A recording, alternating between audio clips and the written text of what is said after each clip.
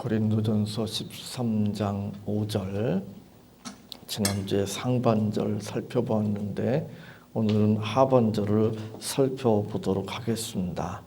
하반절에 이렇게 말씀합니다. 성내지 아니하며, 주어는 물론 앞에 나와 있죠. 앞에 절에 사랑은 성내지 아니하며, 사랑은 성내지 않는다, 화를 내지 않는다, 그렇게 말씀합니다. 그러면 화를 내면, 성을 내면 안 되는가? 화를 내는 것은, 성을 내는 것은 사랑이 아닌가? 이런 생각을 할 수도 있습니다. 그렇죠? 그럴까요? 그렇지 않습니다. 이 자녀들을 기르면서 자녀들을 사랑하기 때문에 화를 낼 때가 많습니다. 그렇죠? 예수님도 화를 내셨는데, 그렇죠? 예수님께서 이 성전에서 이 장사하는, 그러니까 신앙을 수단으로 해서 자기들 배를 채우는 거잖아요. 그런 장사하는 모습을 보면서 강도의 구렬로 만들었다, 그러면서 화를 내셨습니다. 근데 성경을 자세히 읽어보면 예수님께서 이 노끈으로 채찍을 만드셨습니다. 거기에서 이 노끈으로 채찍을 만들려면 시간이 좀 걸리겠죠. 그 시간이 좀 어느 정도 걸리고 있다고 하는 것을 우리가 좀 생각해 볼 필요가 있습니다. 공동 번역에 보면 이렇게 번역하고 있습니다. 짜증을 부리며 조급하게 굴지 말라. 어리석은 사람이나 짜증을 부린다. 새 번역에는 급하게 화내지 말아라. 분노는 어리석은 사람의 품에 머무는 것이다. 현대인의 성경은 성급하게 화를 내지 말아라. 그것은 바보들이나 하는 짓이다. 이게 바로 전도서 7장 9절 말씀입니다. 전도서 7장 9절 말씀에 보면 급한 마음으로 노를 바라지 말라. 너는 우매자의 품에 머무름이니라. 그러니까 여기서 성내는 것, 화를 내는 것, 노를 바라는 것에 대해서 이 성경은 단지 그 자체를 지금 말씀하는 것이 아니고 조급하게 쉽게 화내는 것을 지적하고 있습니다. 영어 성경에 보면 잘 번역이 되어 있습니다. NIV나 NLT나 KJV나 NASB나 이런 데 보면 이게 잘 표현되어 있습니다. 그래서 특별히 이질리라고 하는 단어를 많이 사용합니다. 이질리, 쉽게 화를 내는 거죠. 쉽게 화를 내지 말라. 쉽게 화를 내지 말라. 이렇게 말씀합니다. 아무리 화를 잘 내는 사람도 화를 잘 내지 말라, 이런 표현으로도 사용할 수 있는데, 화를 잘 내는 사람이 있죠. 쉽게 화를 내는 사람이 있습니다. 근데 아무리 그렇게 화를 잘 내는 사람, 쉽게 화를 내는 사람도 사랑하는 사람 앞에서는 그렇지 않죠. 그죠? 사랑하는 사람 앞에서는 화를 낸다고 하더라도 뭔가 이렇게 좀 시간이 좀 걸리는, 좀 뭔가 이렇게 기다려주는, 참는 그런 것이 있습니다. 고린도전서 13장 4절에서 우리가 이미 살펴본 대로 사랑은 오래 참고 그랬잖아요. 사랑은 오래 참고, 그 말씀과 이렇게 연결시켜 본다면 상대방이 뭔가 잘못할 수 있습니다. 나에게 그 기분 상하게 할 수 있습니다. 나에게 어떤 해를 끼칠 수 있습니다. 내가 원하는 어떤 그런 행동을 하지 않을 수 있습니다. 거기에 대해서 화가 나죠. 그러나 상대방이 내가 사랑하는 사람이라면 쉽게 그렇게 화를 내지는 않습니다. 조급하게 화를 내지는 않습니다. 잠언 14장 29절에 노하기를 더디하는 자는 크게 명철하여도 마음이 조급한 자는 어리석음을 나타내느니라. 노하기를 더디하는 자는 크게 명철하여도 라고 말씀합니다. 이 공동 번역에 보면 성을 잘 내지 않는 사람이야말로 현명한 사람이다. 성급한 사람은 어리석은 사람이다. 새 번역에 보면 좀처럼 성을 내지 않는 사람은 매우 명철한 사람이지만 성미가 급한 사람은 어리석음만을 드러낸다. 현대인의 성경은 좀처럼 화를 내지 않는 사람이 지혜로운 자이다. 그러나 성미가 급한 사람은 자기의 어리석음을 나타낼 뿐이다. 이렇게 번역하고 있습니다. 우리가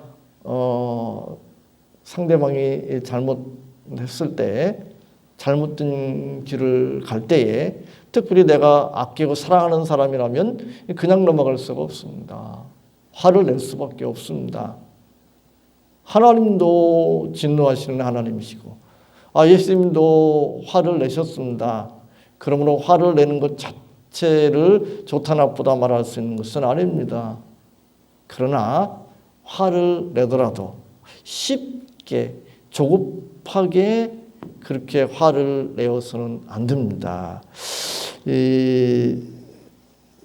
아까 복음성가 부를 때에 오늘 집을 나서기 전 2절을 제가 계속 반복해서 불렀자요 같이. 근데 거기에 보면 이런 가사가 나와요. 마음에 분노 가득할 때 기도했나요?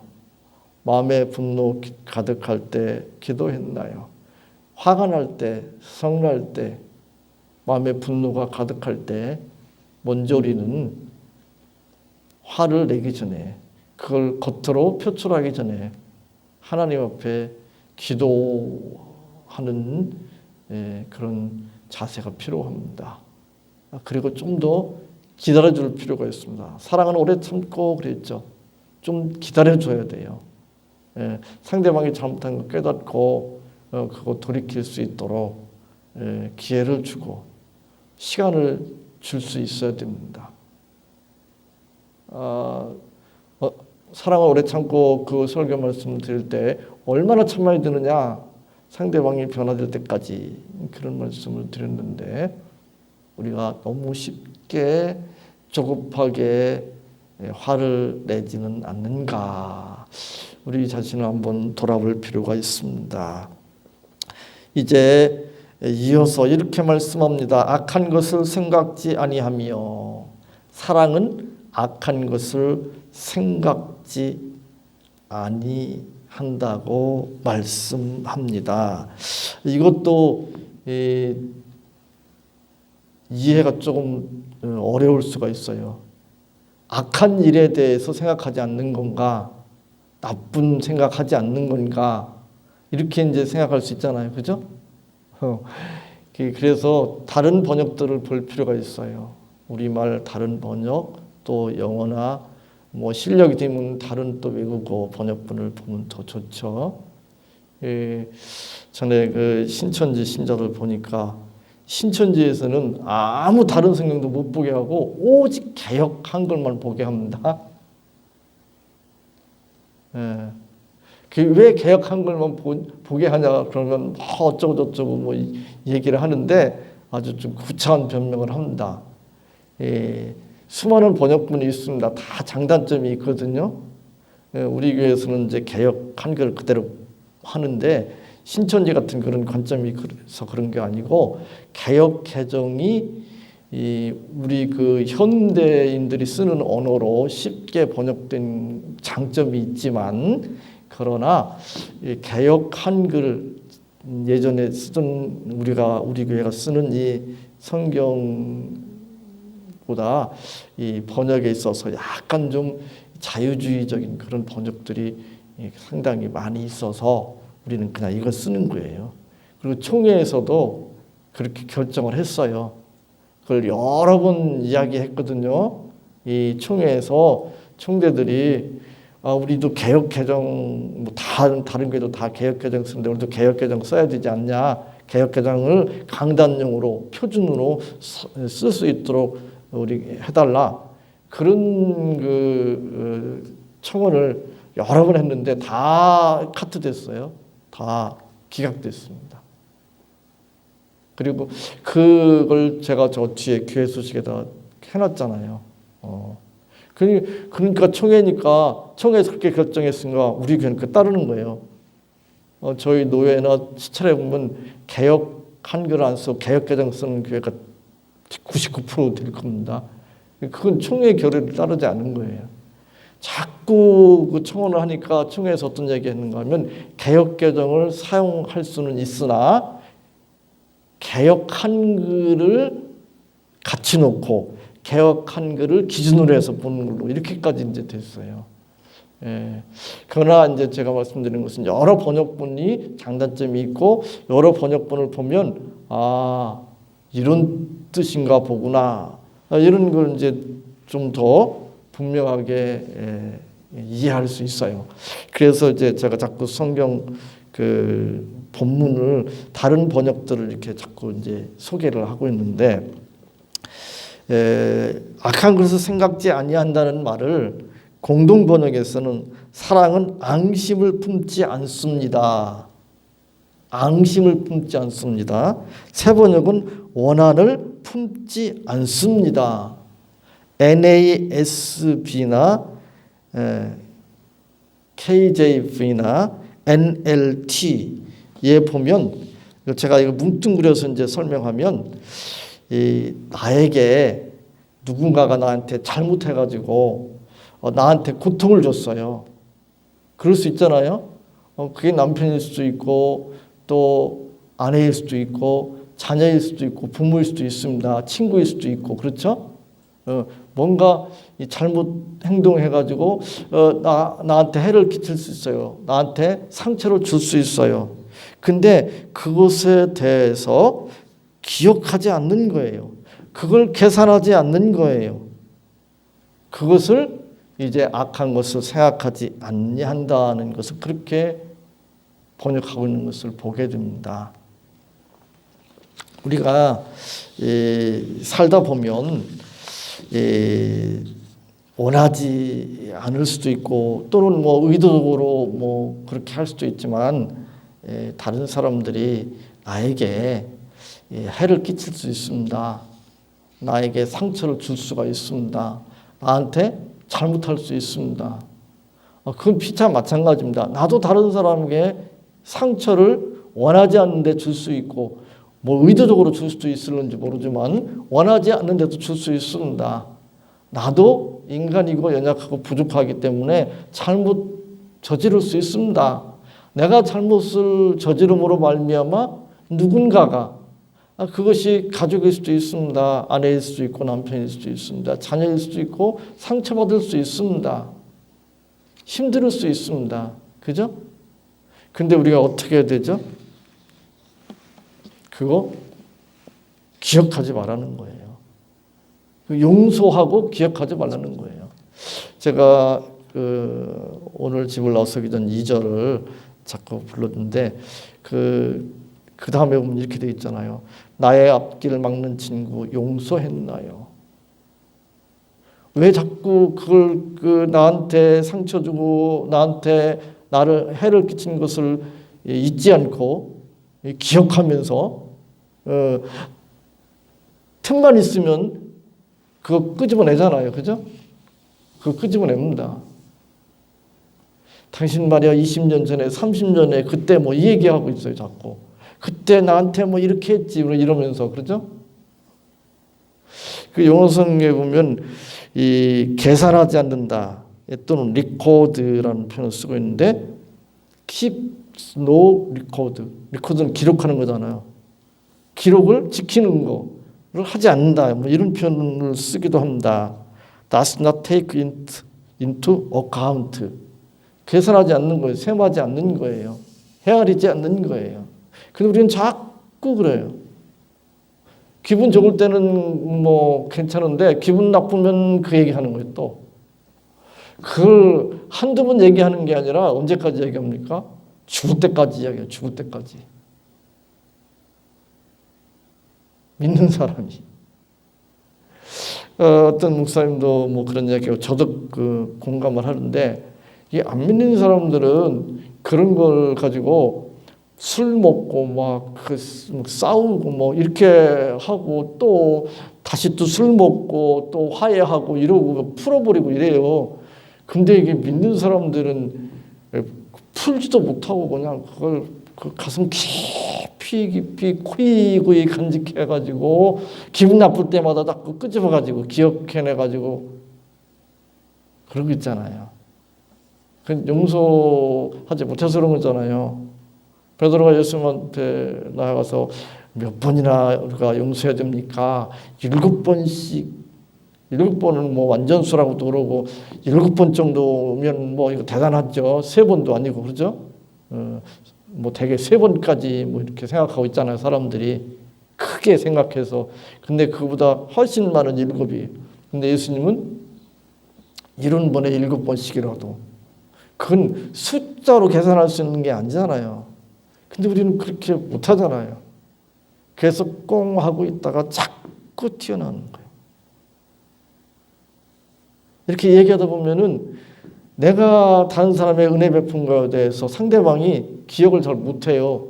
근데 섭섭하게 한 거, 이게 마음에 상처 준 건 그건 어떻게 이렇게 기가 막히게 기억하는지 몰라. 리코드.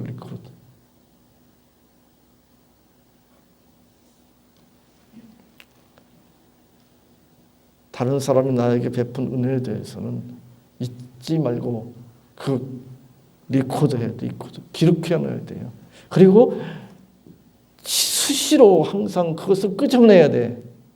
근데 그건 안 하고 나한테 기분 나쁘게 한 거, 마음 상하게 한 거, 그거는 기억을 해. 나한테 은혜 베푼 건 다 잊어버려요.